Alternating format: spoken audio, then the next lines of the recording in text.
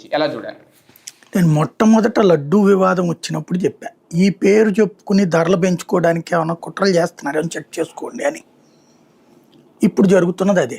అంటే ధరలతో పాటు ఇవి కూడా టెండర్లు కూడా ఏమన్నా అదే టెండర్లు అవన్నీ ఓకే. టెండర్ పిలిచినప్పుడు ఇదివరకు ఇప్పుడు సంఘం వాళ్ళు ఇదివరకు 350కి 400 అమ్మిన వాళ్ళు ఇప్పుడు 650కి ఓట్ చేశారు. ఇప్పుడు ఏమన్నా కొత్తగా వాళ్ళు ఏమన్నా ప్రత్యేకించి ఏమన్నా ఆవుల్ని తీసుకొచ్చారా? ఇప్పుడు వీళ్ళు ఎన్డీడీబీ రూల్స్ ప్రకారం నడుస్తుంది. ఇదివరకు కూడా ఎన్డీడీబీ రూల్సే. మా నిపుణుల బృందం వెళ్ళి చూసి వచ్చింది. ఇదివరకు కూడా నిపుణుల బృందం వెళ్ళి చూసి వచ్చింది, అప్పుడు బోలేబాబాకి వాటికి కూడా. కాకపోతే ఆ తర్వాత కదా ఇక్కడ పాయింట్ ఏంటి, ఇవాళ ఈ డైరీలు ఏమన్నా అకస్మాత్తుగా ఒక్కొక్క డైరీ ఒక 50,000 ఆవులు ఏమన్నా కొన్నాయా?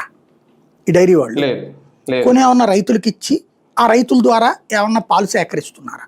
లేదా వీళ్ళే డైరీలో ఆవులు పెంచుతున్నారా? కొత్తగా పెంచి ఒరిజినల్ నెయ్యిని వీళ్ళే తయారు చేయదలుచుకున్నారా?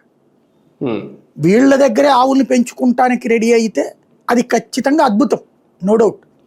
ఈ ఒక్కొక్క డైరీ 50,000 1,00,000 ఆవులను కొని ప్రత్యేకించి తిరుమల తిరుపతి దేవస్థానం నెయ్యి సప్లై చేద్దామని ఆ 1,00,000 ఆవుల్ని వాళ్లే గడ్డి పెట్టి మేపి వాటికి కుడితే ఇవన్నీ ఇచ్చి నీళ్ళన్నీ పోయించి తాగించి వాటికి మంచి పాలు వచ్చేందుకు తీయడానికి మనుషుల్ని పెట్టుకుని ఆ పెట్టినటువంటి మనుషుల ద్వారా వచ్చిన పాలని కాగబెట్టి ఆ కాగబెట్టిన పాలల్లో తోడేసి ఆ తోడేయడం ద్వారా వచ్చిన పెరుగుని చిలికి